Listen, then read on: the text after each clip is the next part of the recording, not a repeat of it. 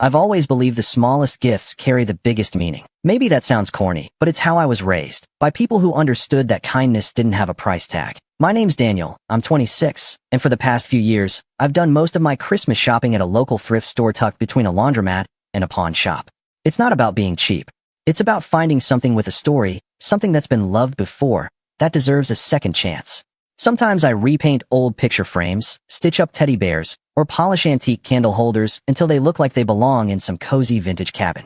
I like the process. I like the care it takes. And every December, I bring my little collection of handpicked, restored treasures to my family's Christmas Eve gathering. I wrap them in newspaper comics and tie them with twine. It's become my thing. Or at least, it used to be. The first real crack in the foundation happened 3 Christmases ago, though at the time, I told myself it was nothing. We were all gathered in my parents' living room. Mom humming along to the old Bing Crosby records. Dad fiddling with the thermostat like he always does when people dare to feel comfortable. And my older brother Mason, 30, showing off the latest watch his girlfriend bought him. Mason's the kind of guy who gets his haircut every Thursday at exactly 2:30, drives a black Tesla, and says things like, it's all about networking when you ask how his startup's doing. He wore a blazer on Christmas Eve. I wore a hoodie with a ketchup stain from lunch. I handed out my gifts like I always did. To my niece, a hand-painted jewelry box with her name in curling letters across the top. To my parents, a vintage coffee grinder I'd spent weeks refurbishing, cleaned, oiled, and restored to a perfect crank. And to Mason, a copy of a rare book I'd found buried in the back corner of the thrift shop. The Art of War, leather-bound, gold-trimmed, with a handwritten dedication on the first page dated 1942. I thought he'd appreciate the aesthetic. He once called himself a business warrior. I thought it was corny, but maybe he'd see the gesture. He opened it, looked at the cover, then looked at me. Not a smile, not a thank you, just a short little snort of air from his nose. Then he turned to his girlfriend and said, "Is this a gag gift or something?" I thought he was joking. I even chuckled along, awkwardly. But he didn't laugh, just slid it aside and reached for the next gift under the tree, a high-end VR headset from our parents. That night, in the car ride home, I tried to brush it off. Maybe I was reading too much into it. Maybe Mason had a weird day. Maybe he didn't like old books. It didn't mean anything, right? But that was just the beginning. Last year, things got worse. The family decided Christmas Eve would be hosted at Mason's place, his modern, sterile apartment in the city where everything smells faintly of lemon and money. I showed up with a box of gifts, carefully labeled, all thrifted and cleaned, just like always. I'd even made Mason a custom wall art piece with a quote from Sun Tzu laser-etched into reclaimed wood. Opportunities multiply as they are seized. I thought it might actually suit his weird alpha grind set personality. I even put it in a box lined with red silk I found at the fabric store. When he opened it, he didn't even hide his smirk this time. "Jesus," he said, holding it up for everyone to see. More trash art from Daniel the dumpster diver. A few people laughed. His girlfriend covered her mouth like she didn't want to, but she laughed too. I felt my cheeks go hot. I didn't say anything. I just took a sip of wine and forced a smile. Later that night, I overheard him in the kitchen telling one of his buddies, "Christmas is for people who actually matter. Dan still thinks it's a charity project." I stood there, in the hallway, holding my empty mug, trying to decide whether to laugh or cry. I didn't do either. I left early, blaming it on a headache. No one tried to stop me. Still, I told myself I was overreacting. Families tease. Siblings joke. Maybe Mason was just one of those guys who didn't understand sentimentality. Maybe I needed thicker skin. But this year, this Christmas, something shifted. And it all started with the gift I gave my grandpa. Grandpa John is 87. Ex-Marine, ex-mechanic, current master of crosswords and peppermint candy. He walks with a cane but still insists on mowing his own lawn. He's always been my favorite relative. Maybe the only one who really gets me. He tells me stories about his childhood growing up in the Dust Bowl, about fixing cars with baling wire and duct tape, about how he met Grandma at a dance by accidentally stepping on her foot. He keeps a shelf of precious things in his den, little objects with meaning. A shell from Normandy, a broken compass, a porcelain dog from his childhood, a small pine box with a worn photo of my late grandmother inside. So this year, I went all out for him. I found an antique pocket watch from 1907 at the thrift shop. Broken, but beautiful. I spent nearly 2 months learning how to clean and repair it. I studied tutorials, bought a loop, tweezers, even got a tiny screwdriver set. I cleaned the gears, replaced the spring, and got it ticking again. I polished the casing, re-inked the engraving. When I was done, it looked like something out of a museum. I placed it in a hand-carved box lined with soft felt and included a note explaining the work I'd done and why I'd chosen it for him. When Grandpa opened it on Christmas Eve, he stared at it for a long time. Then he clicked it open, listened to the tick-tick-tick, and whispered, Haven't heard a sound like that since I was a boy. He didn't say much more, just nodded slowly and held it close. I thought maybe, just maybe, the night would be different this time. But then Mason had to ruin it. He was sitting on the couch in his buttoned-up shirt, watching everything with that half-smile he reserves for moments he thinks he's above. When Grandpa hugged me and whispered, "Thank you, son," Mason cleared his throat and said, "Man, you really went all out this year. How many dumpsters did you dig through for that one?" The room got quiet, just for a second. Then someone laughed. Dad, I think. Maybe nervous. Maybe not. And just like that, it was a joke again. I looked around the room, waiting for someone to say, "Hey, that's enough." But no one did. So I left. Quietly. No scene. No drama. I just gathered my coat, nodded to Grandpa, and stepped out into the cold night air without saying goodbye. I didn't know what would happen next. I didn't know what that quiet little moment had sparked. But the next morning, Grandpa asked me to come by his house. Alone. He had something to show me. And what he said, what he showed me, would change everything. I didn't sleep much that night. I kept replaying Mason's words in my head, over and over again, like a scratched record. How many dumpsters did you dig through for that one? The worst part wasn't even the insult. It was how casual it was, how automatic. Like it wasn't even worth thinking twice about. Just a reflex. A twitch of cruelty. And nobody had said anything. That was the part that really stuck with me. My parents had looked away. His girlfriend had stifled a laugh. Even my cousins, who used to beg me to bring them thrifted comic books or weird vintage toys, just sat there pretending they didn't hear it. I used to think I was just the quirky one in the family, the one who didn't follow the traditional path, who didn't wear collared shirts to dinner or post gym selfies on Instagram. But now I was starting to realize something else. I wasn't quirky. I was tolerated. Like a rained-on doormat. You don't throw it out, but you also don't thank it for being there. When I got home, I made a cup of tea and sat on the couch in silence. The Christmas lights I'd strung around my tiny apartment blinked like a dying heartbeat. I stared at them until they blurred. I hadn't even opened the gifts I was given. Not that I expected much. The next morning, just as the sun began to rise and paint my window in orange light, my phone buzzed. It was a message from Grandpa. "Come by this morning if you can. Just you." Before noon. I didn't even hesitate. I threw on a sweater and drove over, still wearing the jeans from last night. His house sat like a relic from another time. Modest, brick, with faded holiday decorations on the porch that hadn't changed since I was 10. I knocked once. He opened the door himself. "Morning, Daniel," he said, voice gravelly but kind. "You come in now. Got something to show you." His living room smelled like cinnamon and old paper. I followed him to his den, where he sat in the big leather chair he'd had since I was a kid. He gestured to the smaller one across from him. "You know I don't say much when people act like fools," he began, cradling the pocket watch I gave him in one hand. "But I've been watching, and I've been listening." He set the watch on the table between us. Then he reached for a folder from the drawer beside his chair. Not an envelope. A folder. Thick. Heavy. He opened it, flipped through a few pages, then held one up to me. "I want to change something in my will," he said. I blinked. "What?" "I'm taking Mason off as executor. And I'm removing him as primary beneficiary." I sat back, stunned. "Grandpa, you don't have to." "I do." His voice was firmer now. "That boy's grown arrogant. Cold. Cruel. Reminds me of his father when he was young. Too much pride, not enough heart." He tapped the watch. This meant more than anything anyone gave me last night. Not because of what it is, but because of what you put into it. And he mocked it like it was garbage. I didn't know what to say. He leaned forward. "Daniel, this family, they forgot what matters." I watched your mother chuckle like it was some harmless prank. "Your father? He's been enabling Mason for years." I kept thinking maybe someone would speak up, but none of them did. "You've been carrying the weight of their silence too long." He handed me the paper. "I've already called my lawyer. We're finalizing it next week. You'll be executor, and you'll inherit the house." I stared at him. "Grandpa, He raised a hand. "I'm not doing this out of pity. I'm doing it because you're the only one who still gives a damn." I left with the paper tucked in my coat and a knot in my stomach the size of a boulder. It felt like justice, but it also felt dangerous. Because if Mason ever found out, well, I didn't have to wonder for long. The next family gathering was New Year's Day brunch. Held at my parents' house, it was always a casual affair. Leftovers, board games, cheap champagne. I almost didn't go, but Grandpa told me to. He said, "Let the boy show his teeth first, then bite back." So I showed up, played the part, smiled, said, "Happy New Year," like nothing had changed. Mason was there, of course, lounging like he owned the place, one arm around his girlfriend, the other flipping through his phone. He barely acknowledged me. Fine. That was normal. Then came the toast. My dad raised a glass of orange juice and gave his usual speech about family, growth, and moving forward. It was cookie cutter, harmless. But when Mason took the floor after him, everything shifted. I just want to say, he began, smiling like a politician, that this past year has taught me a lot, especially about success, and who supports it.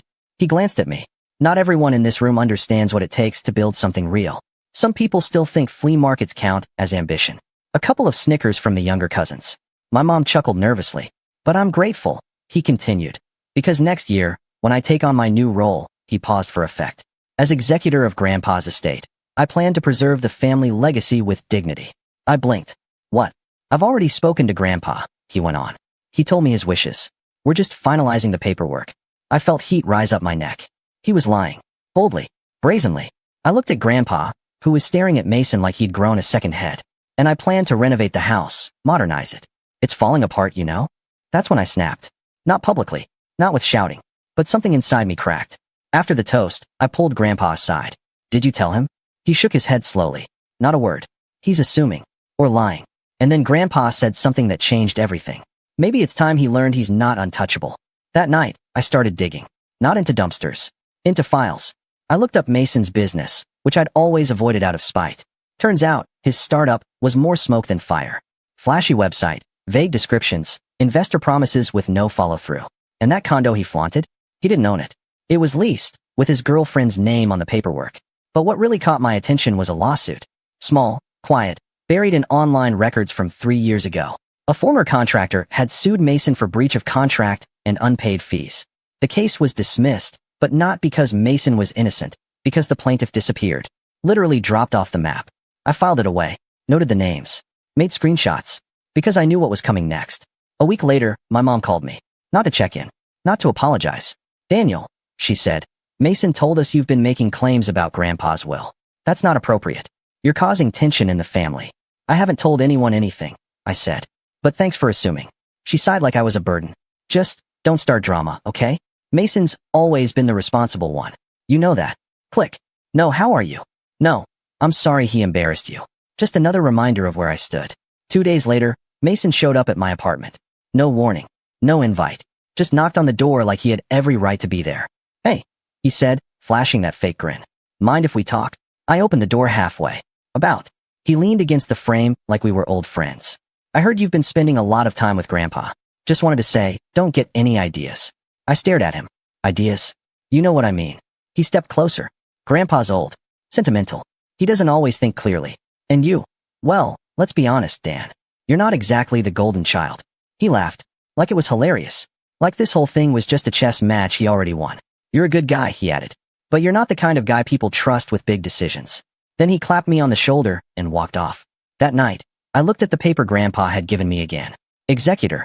Inheritor of the house. Mason thought he'd already won. That the world owed him victory by default. But he had no idea what was coming. And the funny thing? Neither did I. Because 3 days later, everything exploded. Louder, faster, and more brutally than I could have ever expected. 3 days later, my world tilted. I woke up to 37 missed calls and a voicemail from Grandpa's neighbor, Mrs. Franklin. She's known me since I was a kid. Always gave out those orange peanut-shaped candies at Halloween that nobody actually liked, but everyone took out of politeness. Her voice on the voicemail was tight, urgent. Daniel? Honey, it's Mrs. Franklin. I didn't want to overstep, but the paramedics just took your grandfather. He collapsed in the front yard. It looked like a stroke. They're taking him to St. Clair's. I'm so sorry. I didn't even put on socks. I just grabbed my coat and keys and ran out the door. My heart was hammering in my chest the whole drive, faster than my foot on the gas. I don't even remember the red lights. I don't remember parking. I just remember the white corridors and the fluorescent lights buzzing like flies in my ears. They let me in because I was listed as emergency contact. I sat by Grandpa's side, holding his hand, watching the rise and fall of his chest. The doctor said he'd had a minor stroke. He would likely recover, but slowly. Rest was key. Minimal stress. Limited visitors. He opened his eyes once. Just once. Looked at me, blinked, and whispered, "Don't let them take the house." Then he drifted back into sleep. I nodded, even though he couldn't see it. "I won't," I whispered back. "I promise." But promises are funny things.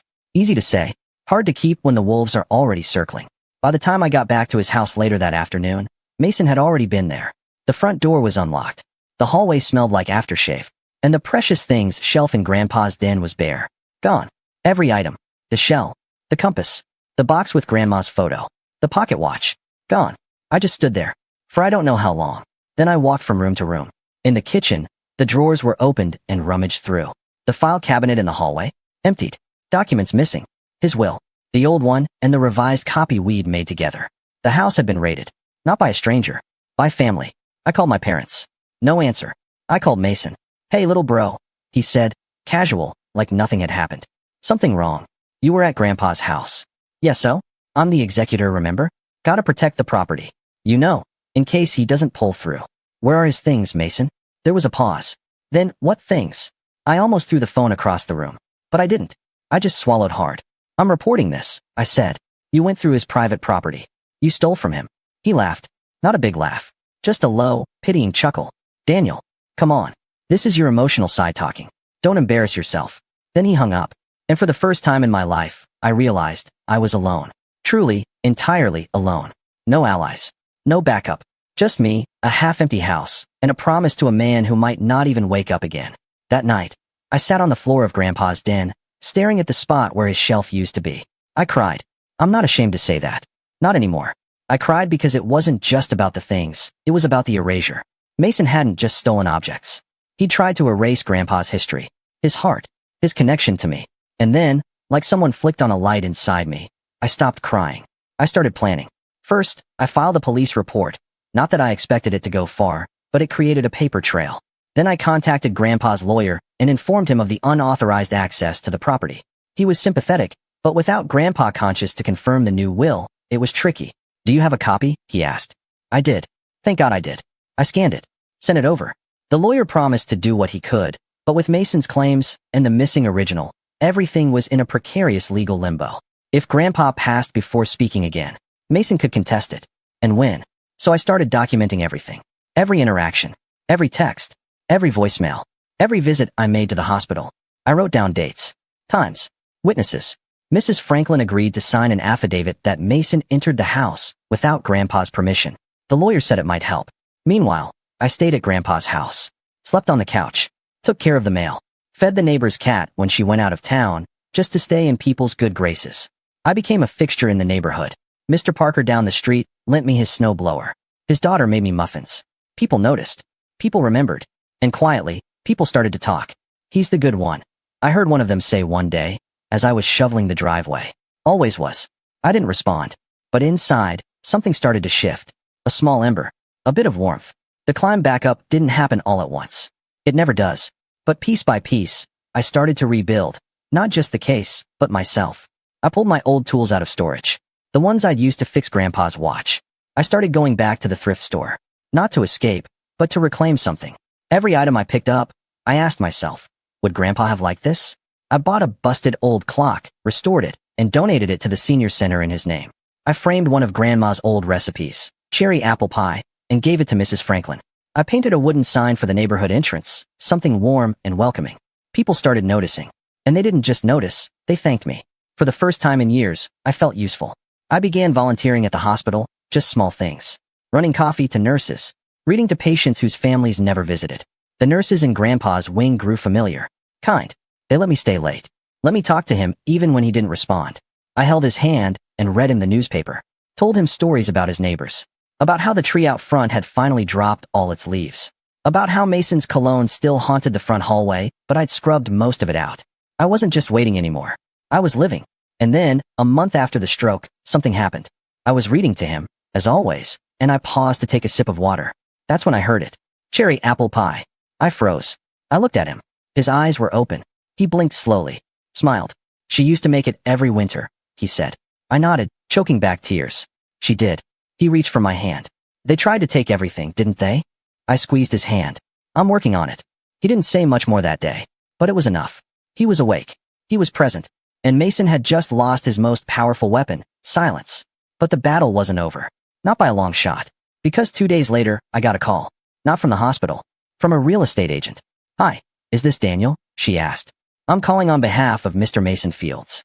He's listed you as a current occupant of the property located at 418 Cedar Grove Lane. He's requesting that you vacate the premises within 10 days so it can be prepared for sale. My blood turned to ice. He doesn't own the house, I said. There was a pause. He provided documentation indicating otherwise. I thanked her, hung up, and stood in the kitchen staring at the old clock I'd just repaired that morning. Mason had filed a fraudulent deed transfer. He was trying to sell Grandpa's house right out from under him. And if I didn't stop him, he might succeed. But I wasn't the same Daniel I'd been in December. I wasn't the awkward little brother with thrift store wrapping paper and too much hope. I was the man Grandpa trusted. I was the man who rebuilt from rubble. And I was about to remind Mason that some things, some people, can't be bought, erased, or sold. By the time I hung up with the real estate agent, I wasn't even angry. That surprised me. No shaking hands. No dry mouth. Just clarity. A quiet, focused rage. Not the explosive kind, but the kind that sharpens you. For the first time in my life, I saw Mason for what he really was. A con man in a tailored shirt, feeding off a family too blind, or too comfortable, to stop him. But I wasn't blind anymore. And I wasn't going to let this slide. I pulled out the folder Grandpa had given me. The one with the original draft of the updated will. The one where I was executor. It wasn't notarized yet, but it was signed. Dated. I'd scanned it weeks ago, and I had both the digital and physical copies stored safely in a fireproof box in my apartment.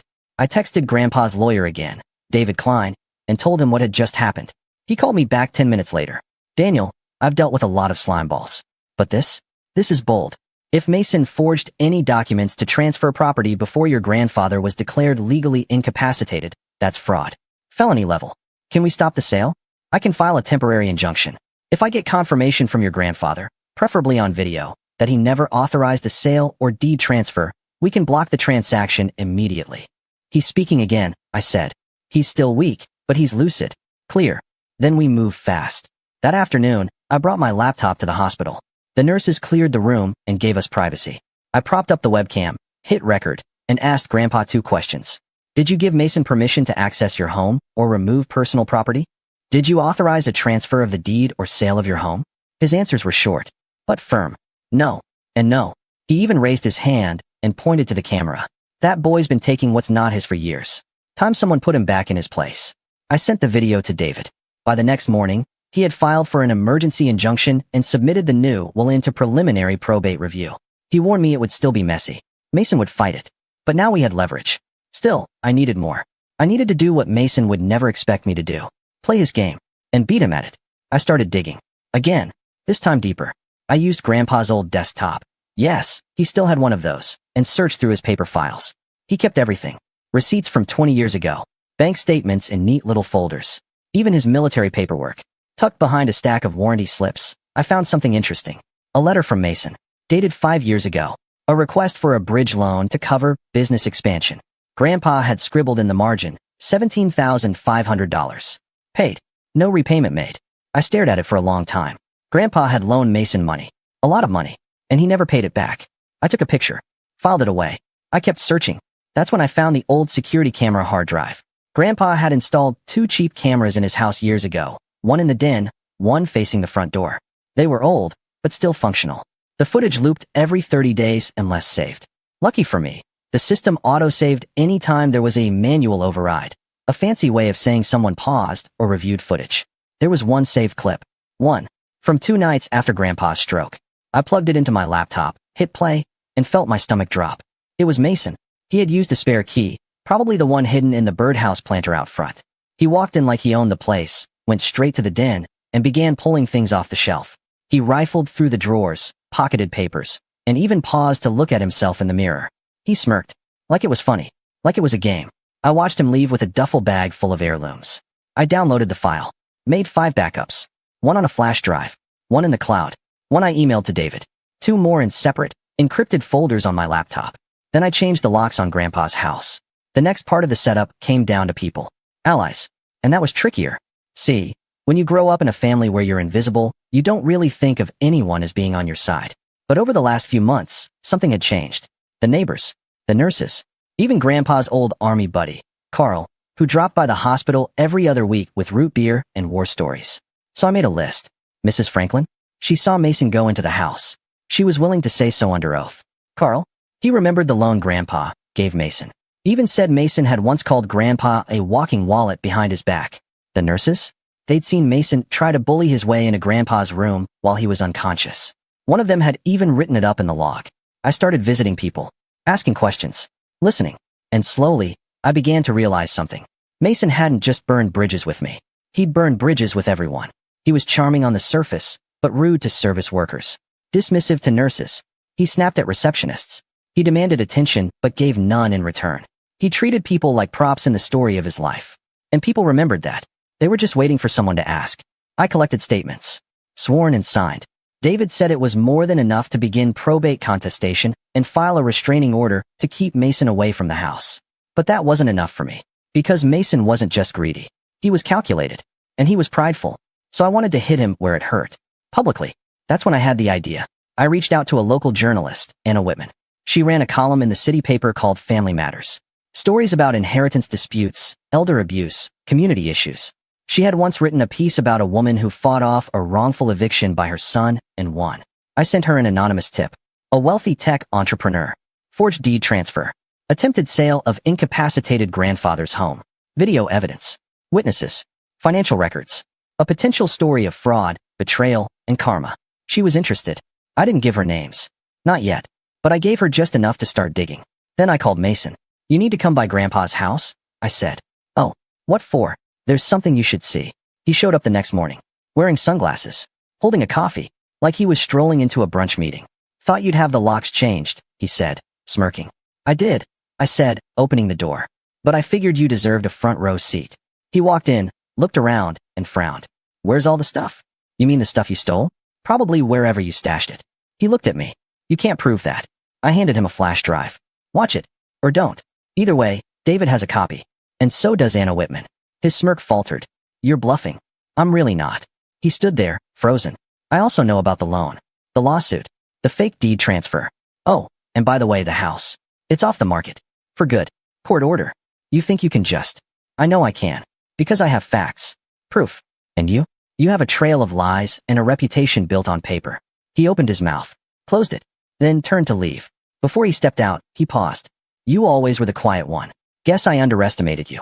No, I said. You just didn't see me. That's not the same thing. He left. And I knew he wasn't done. Not yet. But neither was I. Because the final blow was still coming. The part where I didn't just protect what mattered.